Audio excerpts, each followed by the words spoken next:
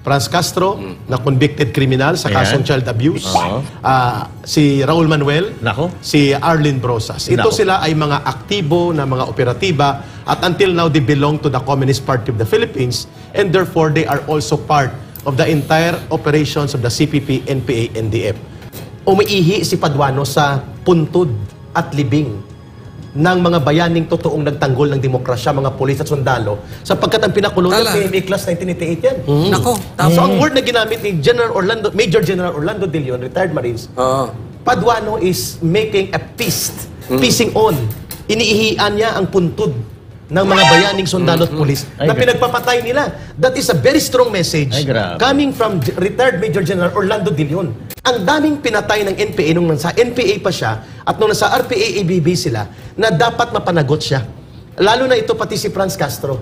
Dahil under appeal siya, samantalang si Pastor Kibuloy ay hindi convicted, may kaso lang, hindi makalabas. At ang mga ministro ng KOGC.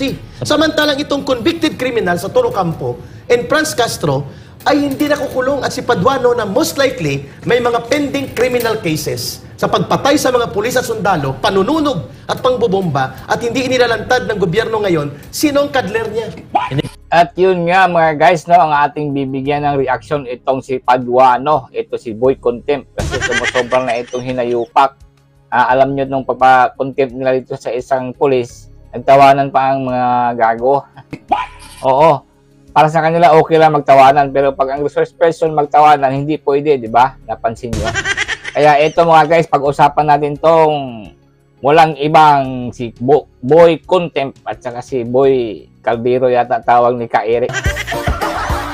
Alright, kilalanin po natin po si Paduano coming from, syempre, may direct knowledge po. Ito si Ka Eric.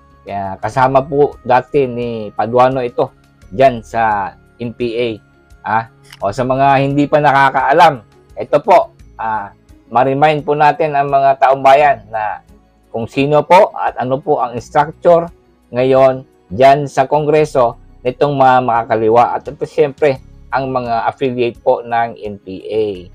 Okay? Coming from Ka Eric po, mayroon po siyang direct knowledge at pakinggan po natin dito sa Banateros. Okay, maganda ang talakayan na dito. Let's go mga guys. Pitbull. Ang pangalan niya ay si Paduano.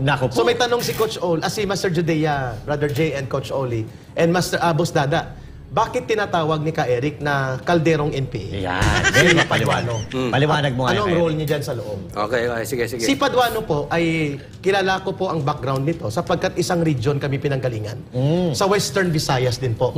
Siya ay Negros galing, ako ay Iloilo. Iloilo City.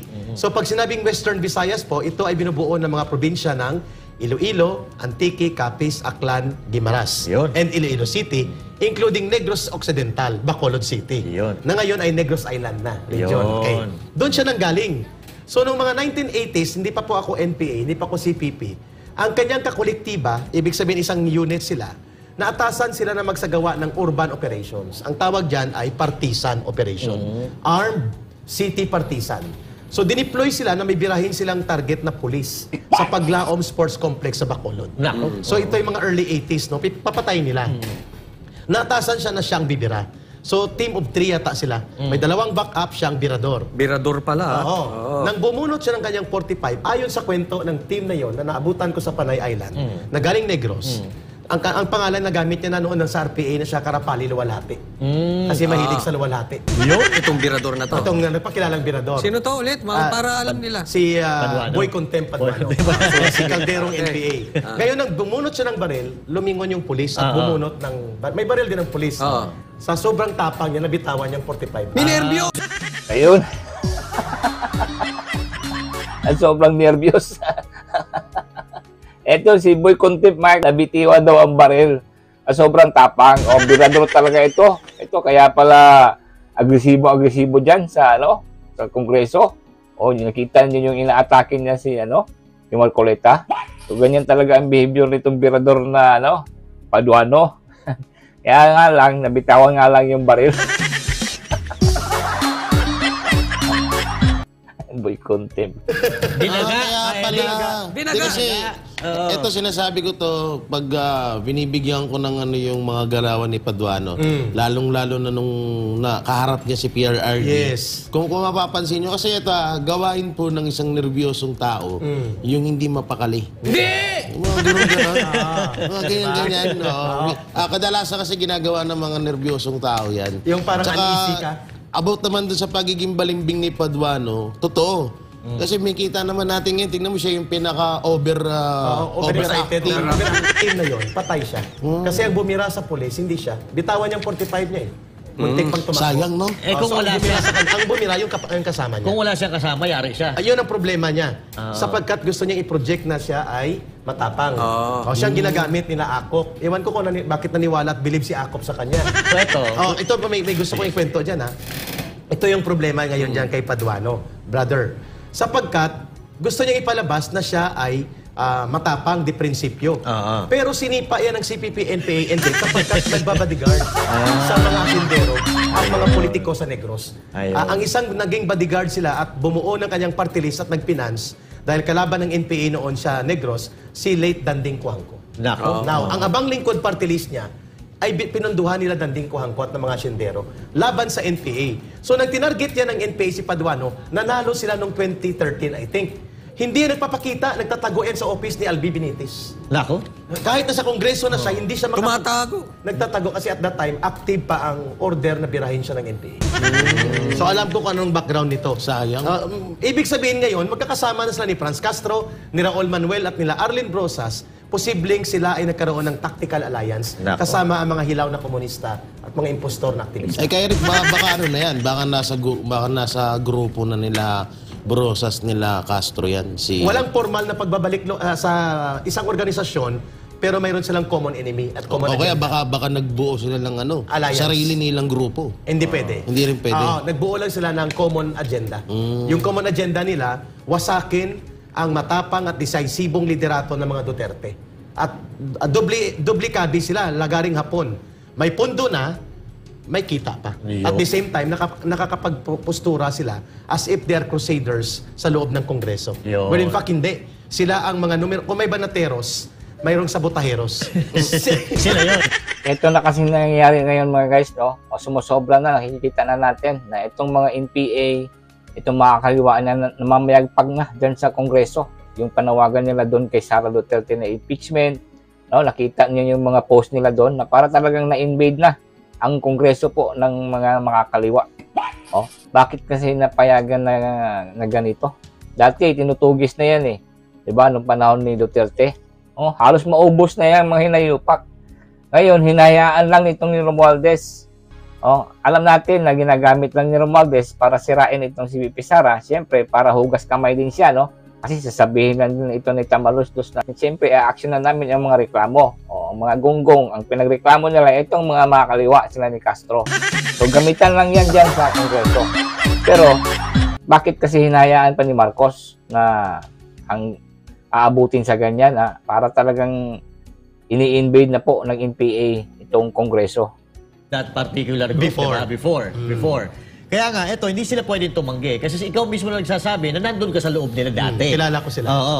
So, ito pala si Paduano, lumabas po pala ito nung humina na yung NPA. Nung nagkaroon ng split, Oo. 1992, 93, 94, ang naiwan na platoon ng NPA sa Negros, out of 16 platoons, isang platoon lang. Nako. 15 platoons nag-RPA-ABB. Kaya pinagdinisarmahan nila ang mga NPA. At no less than former General Raimundo Jarque, na nag-defect sa NPA, ang nag-confirm na ang grupong yan ng RPA-ABB, including Paduano, at the late Arturo Tabara, ay mga bodyguard ng mga siyendero at politiko sa Negros. Sige. Iwan ko bakit naging police general at naging abogado to si Akop. Tinawag niya na Grand Criminal Enterprise, ang war on drugs ni PRRD. At isa daw na Grand Criminal Conspiracy against the Filipino people. Linyada ng CPP, NPA, NDF yung kanyang Correct. ginagamit. Talaga? Linya ng CPP, NPA, NDF, ang line na yan, na binabanggit ni Congressman Akop na dating general sa police at naging abogado pa at nagpapakilalang investigador at ang hindi niya lang idinagdag ay siya involved sa Kuratong Baliling, yung hindi dinagdag niya. Sabi So, niya, ako'y abogado, investigador, pero dapat dinagdag niya, Kuratong Baliling. Kuratong Hindi mo yan. So, So it Dapat means- Sino to siya? Si Akop. It means to say, Ka Eric, na itong kongreso natin ay infested na ng CBP-NPA. Kasi At- yung mga lumalabas sa bibig ng kahit yung mga dating Yun. pulis, parang ito yung salitain. Propaganda ng mga, line mismo ni Juma Sison yan. Di ba? Ang line na the grand conspiracy of criminal syndicates pretending to be war on drugs at ang pagtawag sa war on drugs ni Pangulong Duterte as the grand criminal enterprise, linyada ng CPP Central Committee yan sa propaganda Correct. na binibit-bit ni Akop at pinapalakpakan ng mga hilaw na komunista at ng kanilang mga sabotahero sa pangunguna ni Paduano.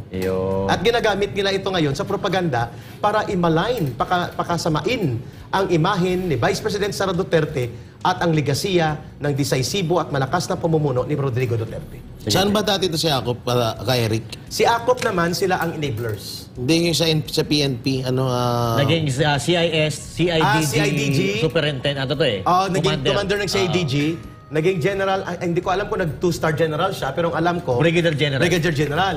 And then siya noon ay nag-resign sa panahon ni Ramos kasi itong Kuratong Baliling, na rub-out case na kanilang niratrat ang mga kriminal na ang may alaga, pulis din. So para mawala ang mga ebidensya, ang isa dyan, senador involved, nagtumatakbo, yung author ng Joint Resolution in House Senate number 10. Kung bakit may liquidation by certification. Parang kilala ko yun Oo, senador. Ganito buhok nun eh. Naniniwala yun. ba kayo?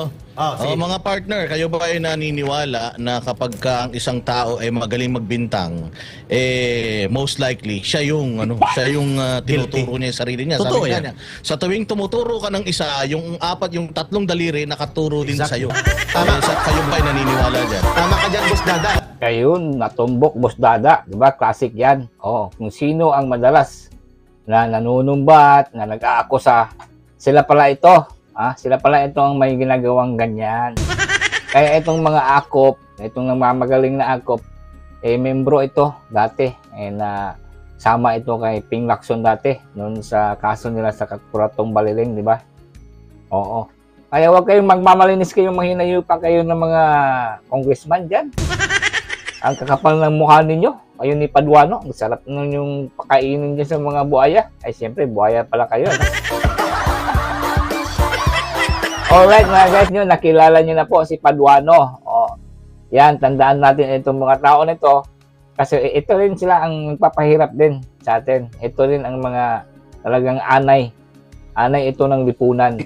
Isipin mo, itong mga layunin nila pagbagsakin ang gobyerno. Tapos tumatanggap pa ng sweldo ng gobyerno ngayon. Diba? Ito na-tolerate naman ito ni Tambaloslos. Kasi ang haba, ang taas naman ng ambisyon niya, di ba? Hinahayaan niya po na ito ng mga NPA, mga kaliwa, na siraan at siraan itong si BP Sara. Sige, papayag pa ng impeachment, tapos hugas kami itong Tambaloslos. Kaya lang nakakainis itong si Paduano talaga. Hayop talaga ito na tao na to.